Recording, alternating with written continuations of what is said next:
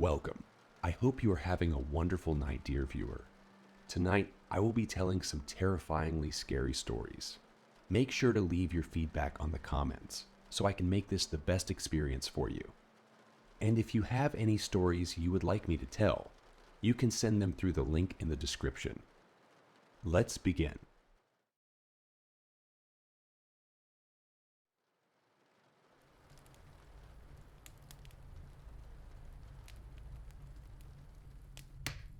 Let me start off by saying that I'm not particularly religious. If you asked me if I believed in God, I'd probably just shrug, grunt out a few words about being on the fence about it, and continue with my day. Of course, that was before last night. My friends are the kinds of people who like wild nights. Crazy parties, snort a bit of coke, take a bit of A in the bathroom, maybe hook up with someone, and leave a text on my phone at 10 past. Who the fuck knows, telling me they don't need that ride? I'm offering after all. Not to say I don't like a drink. I do. It's just, clubs aren't my style. Lying low in a pub somewhere, drink in hand, listening to the TV drone onto whatever channel some scruffy guy in the back barked out for. I guess that's my idea of fun. So when my friends tell me they want to go out for a night on the town, I say sure. I hang on for the first club, buy a non-alcoholic beer in case my car's required, and try to pretend that I'm having fun. By the time I see them grinding on girls and guys, when they strike up conversation with someone who definitely might be a dealer, well, I decide my services are no longer needed. We aren't too far out. The night tube is on beck and call, and I can always find my car the next day. That's when I wandered out of the club, looking for something a little more rustic. Not that that's hard to find. Not at all. I found myself in a bit of a state inside a bar called the Ragged Feather. I wasn't a fan of the name all that much, but the drinks were cheap, and the largest demographic seemed to be middle-aged men watching reruns of football. I tried to pretend I hadn't just staggered out of a club with my ears ringing. I slicked my hair back, slipped my phone into my hand, and wandered over to the bar. I took a double shot of whiskey and drank it in one hit. Just because I wasn't at the club didn't mean I couldn't have a good time. I hung out at the bar a while on my own and scrolled through my phone, pretending I was doing something far more impressive than I really was. I kept an ear out for the guys on the sofas. They'd get vocal every now and then. I got another whiskey and bled into the background. Of course, stragglers from clubs are commonplace. It wasn't long until some scantily dressed women staggered in, laughing, chuckling, and pointing to where they wanted to sit. I saw a guy walk in with his friend slung over his shoulder, catatonic, most likely. He threw his friend onto one of the leather sofas ingrained with beer and smoke, and demanded 2 pints of water and all the peanuts the bar had in stock. The bartender seemed bitterly amused. Some of the girls were taking selfies, Snapchatting their friends who were still at the club. They were ordering shots, gearing themselves up for the next leg of their night. A couple guys wandered in with curries on takeout trays. I saw someone eat a Big Mac on the outside seating through the window. This was a night for the young and inebriated, and my mind was just dulled enough by the whiskey to enjoy the characters I could watch peacefully without interacting with them. That is, until someone slipped into the seat next to me. Do I look like a girl with dad issues? She was of average height, although that wasn't apparent immediately due to the fact that she was leaning her arms heavily against the bar. She was slim, with short and astoundingly bright red hair. It framed her round face, a face that was marred with smudged eyeshadow and smudged lipstick. Hell, it looked like her makeup was in the process of melting right off her face. There was a chip knotted into a curl in her hair just by her forehead. The drunk side of me was actually tempted to pick it out. The girl was clearly drunk, and as I looked around the bar, I couldn't quite place where she had come from. She didn't belong to the crowd of selfie takers. She wasn't with the catatonic guys. I hoped for her safety if she wasn't with the middle-aged men. I tried to look out the window to see if maybe a group was missing one inebriated, bright-haired girl. But I couldn't. The window had fogged up. Too much heat inside, not enough outside. "Are you okay?" I asked her. She pointed her finger at me. "Answer my question," she slurred. "Who?" I really wasn't sure what to say. I settled on staring at her awkwardly, trying to answer her with a bemused expression on my face. The girl's lips curled into a drunken smile. She snorted, placing a hand over her mouth to smother her laughter. It only really aided the deconstruction of her lipstick. "I do, you know," she said, pushing herself up a little against the bar. "Have daddy issues, I mean. In case that wasn't obvious." She gestured to herself, to the mussed clothing that must have looked quite spectacular when she'd left home that evening, to the stains that looked a lot like old food. The sticky residue on her neck and shoulders was quite obviously from a thrown drink. "What happened?" I asked her. Her hair had curled around her neck, I realized. It was sticky with that same substance. She was a wreck. "I got into a couple of fights." "No big deal," she said, shrugging. "I didn't start any, of course." "No, I don't do that. But my father, your dad did this to you." She smiled brightly. "In a way. Do you need me to call someone?" I already had my phone in my hand. The girl looked like she was probably in her early 20s, but that didn't mean she couldn't have been suffering from some kind of paternal abuse. The only number I knew off the bat was Childline, which wasn't quite appropriate. The police? Jesus. Was I going to have to deal with the cops tonight, while my friends were snorting coke, not 2 doors down? The girl pushed my hand down firmly. She was already shaking her head. "No," she told me. "I don't want you to call anyone." Now her expression changed. It wasn't the attempted sultry look I'd seen on many girls in her state. It was open, wide, and engaging. She wanted something from me, and I felt compelled to give it to her. "I want something else." "What do you want?" I asked her. "To tell you a story," the girl said, before glancing to the bar and for you to buy me a drink. The universe is a pain sometimes, and I'm afraid I think I might have lost my wallet. I laughed. I didn't know this girl. I didn't know where she'd come from at all. My nights were generally about getting comfortably wasted and making sure my friends weren't dead in a ditch by the end of it all. I was used to getting hit on every now and then. But even as I sat on that bar stool with a drink in my hand, I knew that this wasn't what this was. This girl had no intention of getting into my pants. All she wanted was to talk. I guess I was okay with that. "What's your poison?" I asked her. Her lips quirked. "Appletini." The bar offered a very limited cocktail menu, but by some miracle, I was able to order her an appletini from the list. I ordered a cider to go with it, suddenly a little too aware of where this night could go. I'd unthinkingly supplied this liquored-up stranger with even more alcohol, and she had clearly had a rough night of it. A part of my old instinct came back. The same instinct that had me texting my friends every few hours to make sure they hadn't wandered off to somewhere dangerous beyond the club. With no one but the bartender aware of our existence on these stools, I realized that I was suddenly responsible for this very drunk stranger. The girl coddled her drink, running her finger delicately over the rim of the muggy martini glass. "This takes me back," the girl said amiably. She looked at me suddenly, her green eyes startling. "You know what this was called originally?" She smirked before I could answer. "An Adam's apple martini." I snorted. "Yeah, I think I've heard that before. Of course, it wasn't actually an apple," she continued, her eyes moving back to her glass. "The texts translated that part wrongly, mostly because you people don't have a word for it anymore. The fruit was incredibly exotic. And, to be honest, it doesn't exist in this realm of existence. Only Eden." She laughed dreamily. "And Eden's long gone." I stared at her. "Are you okay?" It was more honest than the last time I asked her.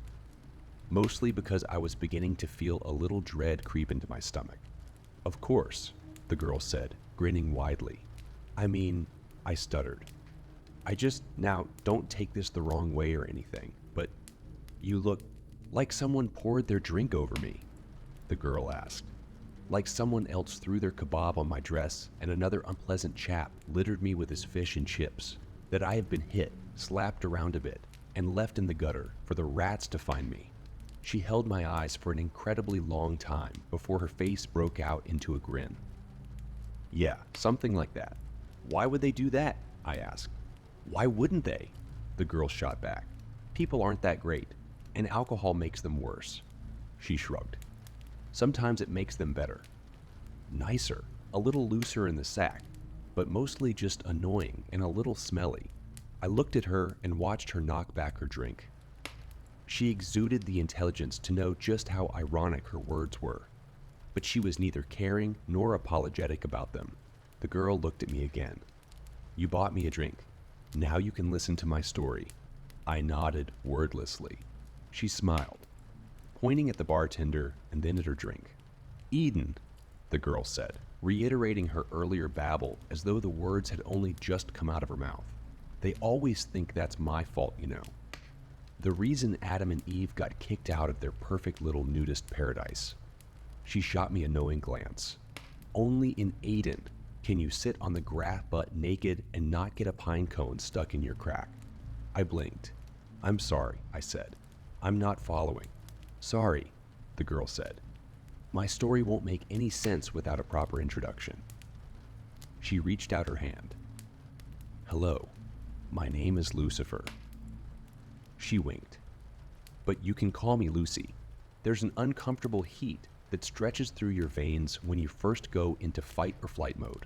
Adrenaline pounds through your blood, and all you want to do is get up and go. It overrides everything else. A lot of things made sense when the girl told me her name.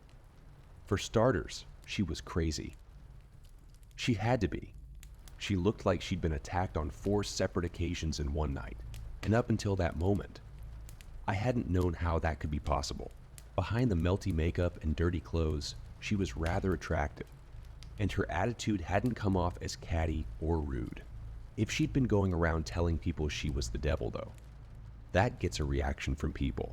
I suddenly felt myself looking at her wrist, down towards her ankles. Did she have some kind of cuff on from one of those mental institutions? Had she broken out of the hospital after a nasty bump on the head? Was any of this even happening at all? I really would have to call the cops. I know what you're thinking, the girl, Lucy said. You're thinking that I'm crazy and that you need to get out of here. Maybe you even think I'm aggressive. Are you? I asked her. Would I be here with you, drinking appletinis?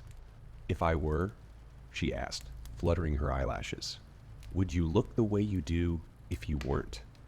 I shot back. She grinned, toasting her new glass. Unthinkingly, I clinked my cider against it. Then I frowned. She chuckled, leaning closer. Let's have a little wager, she said. Let me tell you my story, and if you believe me when I'm done, you can't go about trying to get me locked away somewhere. I stared at her. If I ended up believing you, then why would I do that? She smirked, sipping her drink. You'd be surprised what people do when they believe you're the devil. And you do this often? I asked. Tell people you're Satan. She snorted into her drink. Not as often as I should. But it's been a rough day and a hell of a long lifetime. I'd like to have a chat if that's all right with you. I waved to the bartender for another whiskey. The girl's eyes glinted with humor. I wasn't necessarily trapped with her, but a part of me didn't want to leave without first hearing what she had to say. Besides, at the end of it all, I couldn't just leave a crazy girl to wander around London alone at night. So, I said, taking a swig of my drink. Lucy laughed. Adam and Eve? I continued. You're saying that's true. God made 2 prototypes, Lucy corrected with a raised finger. My father created angels as his toy soldiers, but he failed to make anything like himself. After us, it was his next big project, and he spent every waking hour of existence slaving over his 2 prototypes. He gave them a perfect utopia to live in, but he wanted to test them. He wanted to know whether they had free will. And did they? Lucy's face soured. No. My father could never bring himself to go that far. He tempted them with the idea of knowledge beyond their understanding and told them exactly what they could do to claim it as their own. But to be able to create a being that could go against his law. Oh, my father is a very controlling being. He was afraid to unleash that ability on them. Lucy was very adamant in her delusions. That was clear to me. She spoke about her father with such distaste that I began to feel bad for her. Only someone who had been hurt very badly would have the gall to spite God himself. And what? I asked her. Entertaining her delusion. She smiled. I dabble. Then she looked at me, raising a brow. All of humanity thinks that temptation came in the form of a snake. The snake's legs were taken away as punishment for drawing Eve towards the forbidden fruit. She made a hard and short sound. Snakes never had legs, and it was not a sin to tempt those poor prototypes into doing what they did. Next. Her shoulders were very tense as she took her next sip, but her eyes were filled with exhilaration. She seemed thrilled to be telling me this. I was the preferred child. My father loved and adored me. He named me the Lightbringer. I stood by his side during the creation of this earth. During the creation of humanity, she pursed her lips, slamming her empty glass against the table. The bartender eagerly went about making another. My father couldn't bring himself to go that extra mile, so he asked me to walk amongst the prototypes and tempt them myself, draw out their desire for the forbidden power he had hinted at. You're saying God wanted us to know this stuff? I asked her skeptically. I'm saying God was afraid of his own power and wanted very desperately to share what he knew with the creation he had made. Right and wrong, left and right. All that stuff. Lucy shrugged. Are you familiar with the story of Prometheus? I frowned at her. Greek, right? They say he stole fire from the gods or something to help. The whiskey was making things a little foggy, and I struggled with the direction I'd been heading. Lucy grinned. Correct, she said, cutting off my attempt. Prometheus stole fire from the gods to ensure that humanity progressed. You'll find that every culture has an idea about where humans got their ability to evolve, to move forward, and to creator. God was the creator, and he wanted to give that ability to his prototypes. I gave them that ability by tempting Eve to eat the fruit. She shrugged impassively. Now the world sees me as the ultimate evil. If what you're saying is true, I said slowly, then God must be just like us. Lucy's lips thinned into a feral smile. My father is very egocentric. He may have planned to create you in his image, but in the end, all he managed was to mold your minds into his. He gave you autonomy, the ability to think for yourself. His angels were his soldiers, and I was his most faithful. Until that day, angels don't have free will. No, Lucy said, they don't. And what about the devil? I don't know why I was suddenly so intrigued, but hearing religious ideals from someone who believed to have lived them herself was quite possibly one of the most interesting things that had ever happened to me.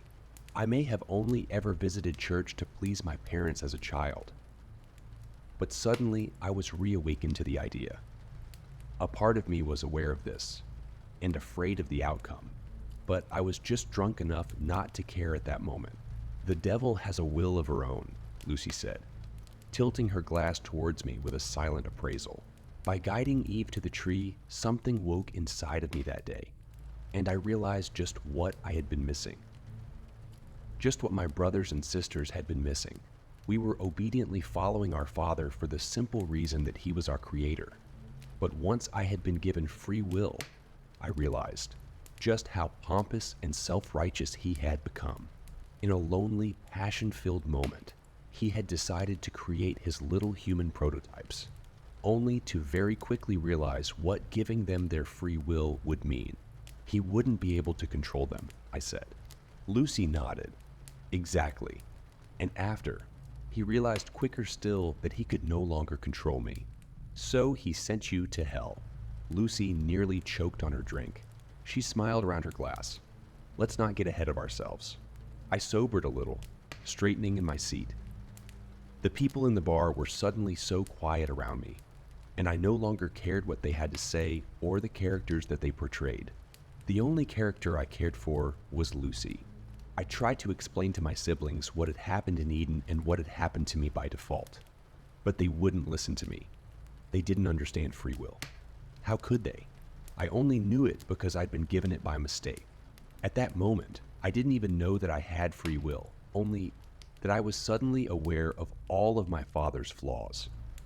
My siblings couldn't see those flaws, and so they thought I had suddenly turned cruel and was abandoning our father by exposing him as a sham for the ruler we all thought him to be. Lucy sighed heavily. Adam and Eve and all the creations that followed were booted out of my father's perfect little utopia. Now that they had his knowledge, my father was terrified of what he had done, and after what had happened to me, I could recognize his terror and understand the loneliness he had felt, which had guided him into using me in the first place. Lucy's eyes were heavy-lidded, and her sadness was almost palpable. I thought that he would want to spend even more time with me than before.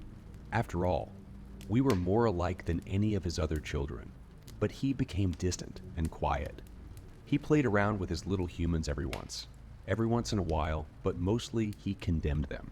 He blamed them for his weakness. She smiled weakly. He blamed me. Lucy's story was turning more and more into that of a child with a distant, somewhat abusive father. I had known many kids with a background like hers, and now I was beginning to fear just how much of her story was rooted in truth. I'd heard that it was easier to sink into fantasy when you'd been abused, and I wondered if that was the reason for her story, for her desperation to share it with me, a complete and total stranger.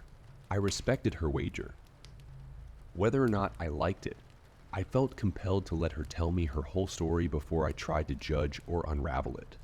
I sat quietly, letting her come around as she played with the last of her drink.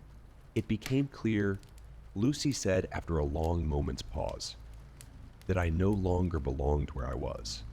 I couldn't follow my father's plan because I could see that he no longer had one. My siblings refused to see reason, and so, eventually, I was met by many of them, headed by my father. He told me all that I feared. He told me that I no longer belonged where I was. I wasn't an angel anymore. I was no longer his light, bringer, his Lucifer.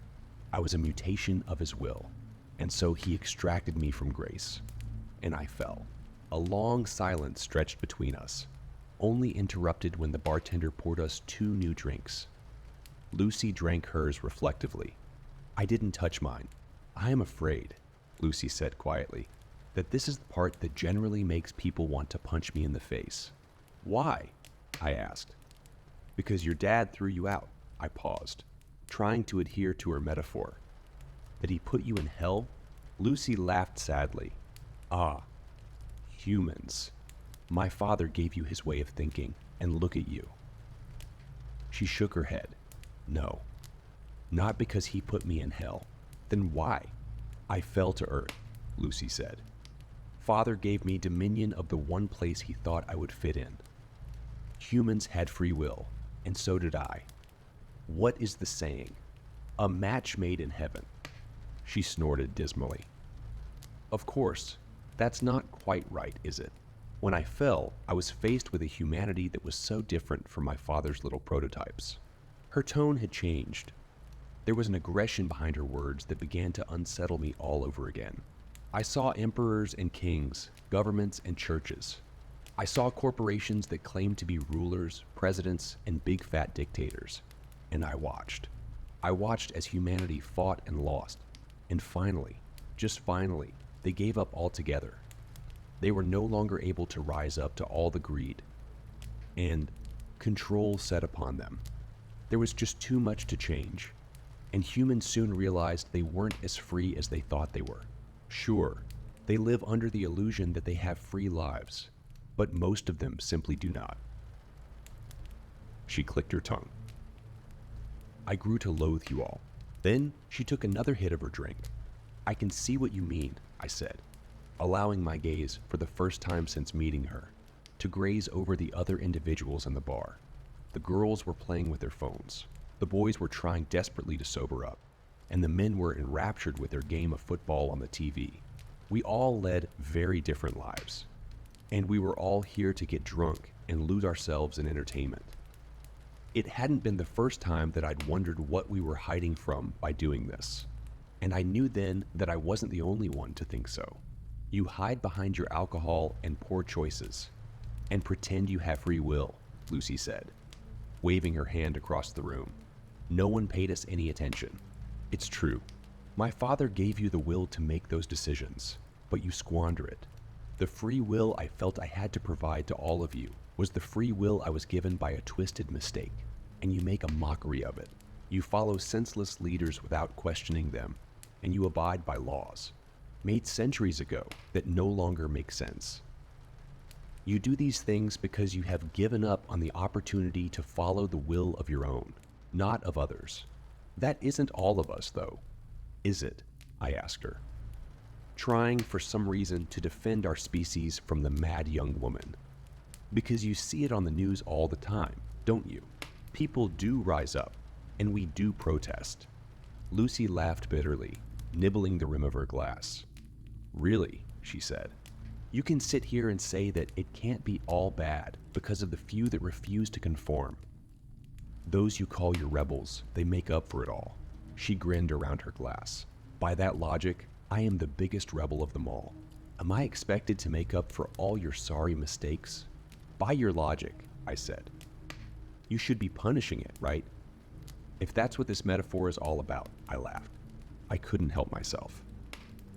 I took a sip of my drink. Is this whole story just so you can tell me that you think we're all going to hell? If so, I think I can see why people want to punch you. Lucy didn't say a word. Simply put, she watched me. It felt unnerving to have someone like her watching me like that, with an intelligence that went beyond anything I'd come across at midnight in a seedy bar. The drunkenness in her eyes was no longer present. Her face wasn't flushed like before, and even her makeup couldn't represent the mess I'd seen when she'd first appeared on the stool by my side. It was like I was looking at someone else entirely, and I was afraid. Let's review what you've said, Lucy said slowly and articulately. She wasn't slurring. Had she been slurring before? You think I'm going to tell you that humanity is going to hell because you refuse to use the gift I gave you. Her nails curled into the bar. My father may have been the one to guide me, but I paid for his mistakes. I am the one responsible for your will in the eyes of your species, but that was never true. You are responsible for what you do here, not me. She pursed her lips, tapping the bar as a bartender filled her drink again. Tell me, do you remember my mentioning hell at any point during my story, or was that just you? I opened my mouth to answer, but something faltered. My lips trembled, and I slammed them shut. Lucy smiled, taking a sip. Thought not. What I did say is something that is indeed mentioned in your scriptures. My father gave me dominion over the earth, a place filled with free will that goes to waste. Her lip twisted. Humans sin all the time, not because of me, not because of evil, or because of my dominion over this place. The fact is, I don't lift a finger. I don't, because I don't see the point. You make terrible decisions and follow mindless leaders. You do bad things, and you make a mess of your earth. Lucy's eyes lit up. Do you know how much suffering is happening all over the planet right now? How many people are dying of illnesses that could have easily been cured, but aren't because of the selfishness of humanity? Do you know how many children are being abused, raped, or forced into marriage? How many people have been forced to become soldiers in meaningless wars? How many humans have been killed for ideals they don't believe in?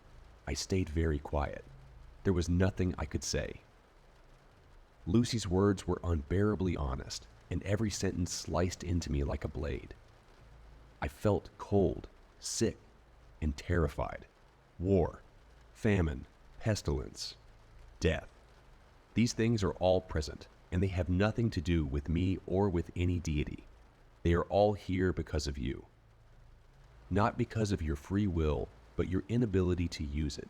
Lucy smiled at me, a grin so cold and unnatural that I felt like I should run all over again. But I stayed where I was, frozen to my very core, because I wanted to hear what she had to say, because I needed to. And here's the kicker, Lucy said. because this is the part that actually enrages people enough to kick me. She winked. Hell isn't what happens after you die. Hell is right here, right now. Somewhere through the many scriptures, a few words got crossed over, and people started thinking that hell was a punishment after you die. The fact is, hell is earth. My earth. God gave this place to me to do with it what I will, and I refuse to do anything. What are you saying? I asked, because I was suddenly very desperate.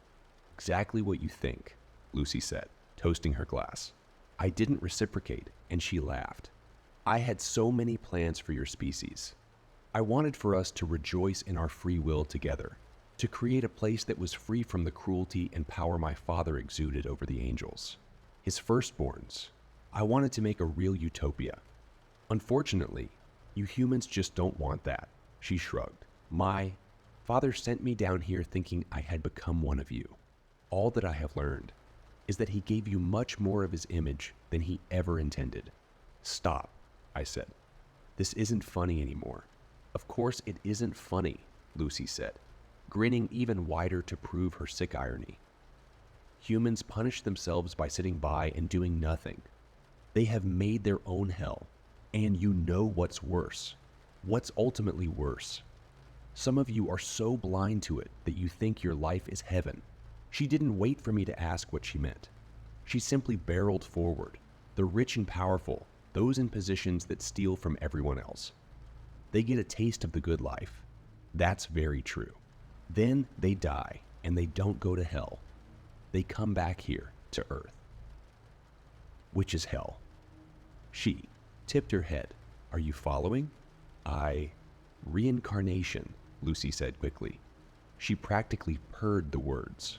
A neat little trick to make sure your souls stay here forever. You get a taste of the good life every once in a while, a handful of you at a time, and that's enough for you to believe that this is some kind of real middle ground, that you aren't living in hell every day. Then you die. You die for a moment, and then you're in the body of someone facing the realities of hell. But of course, you never remember the time you spent living a better life. A part of you just has an inkling of hope. That's all. Hope makes you think that it can all get better. She slammed her drink so hard against the counter that it shattered. I didn't do anything, not even when flecks of glass littered my hands. I could only stare at her, a tightness in my chest constricting my very soul. No one else in this bar mattered in this moment. But of course, that was what she had been saying this whole time, hadn't she? None of them noticed the scene. They were caught up in their own realities, their own hells. The bartender didn't clean up the mess. The glass lay there, remnants of Lucy's words lying in a stolid mass on the streaked wooden surface. It never gets better, Lucy spat. You are stuck in a loop, and until you do something about it, you will never be free. None of you, and I won't do a thing to stop it. How? I asked. I don't know when I started seeing the girl in front of me as more than a girl, but with a weakness threatening to pull me apart. I stared at the bright-haired thing in front of me, and I saw something more than a human in her early 20s. I saw more than a girl suffering abuse from her father. I saw a fallen angel. I saw a being with scars buried so deeply that they existed beyond this realm of sight entirely. I saw something that I would never be able to write down in words, no matter how long I lived. How do we change this? I begged. But Lucy didn't answer me. I didn't blame her for that. Blame gets thrown around so often, and I knew then that she was sick of that. We're sick of being blamed for our mistakes. So I changed tactics. Why me? It was an honest question, and I think somewhere deep down, Lucifer respected that honesty, which is why she said when you first saw me, you were afraid for my safety. When I told you I was the devil, you wanted to lock me away, but still, you did so because you were afraid for me, and not for yourself. You didn't wish to harm me, not even when I told you who I was, and what I could be, capable of doing to change your sorry lives. You are a good person, but I'm afraid that means nothing when you don't have the will to do anything with it. She smiled at me sympathetically. The devil. showing sympathy for the human that sat across from her at the bar. It was surreal, and for a few heavy moments, I truly thought I must be dead. There was no other way to explain what I was seeing or who I was speaking with. What I had just heard. What am I supposed to do? Lucy reached out to me. She placed a hand on my shoulder. Her hand was cold and warm at the same time, and I felt my blood boil where her fingers scraped my skin. And I knew, sharing a story like this isn't easy. Hell, it might be the hardest thing I've ever done. It's a good thing there's no such thing as hell then, right? The fact of the matter is simple. The world is a mess because we refuse to change anything. The devil herself walks among us, and she desperately wants to make our lives better. But she won't. She won't, because we won't. We have to prove our will to her before she is willing to do anything herself. We have to be good to each other to help us all be free.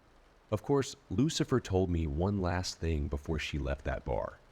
One thing that will stick with me until this body is nothing but rot in the dirt. You can tell as many people as you want, but take a good look at me. I have told 5 other humans this night the same things I have told you, and this was their reaction. They have hurt me, burned me, and thrown their food and drink at me. Humans are afraid of their free will, and they find it so much easier to hurt than to own up to their own inadequacies. You will only be free when you stop seeing yourself in the same way my father sees himself. So that's what I'll leave you with. Lucifer won her wager that night, and I let her walk out the door. And I beg you to do the same.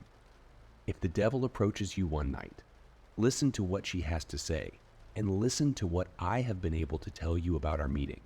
The devil is real, and she doesn't want to torture us. No, we do that just fine on our own.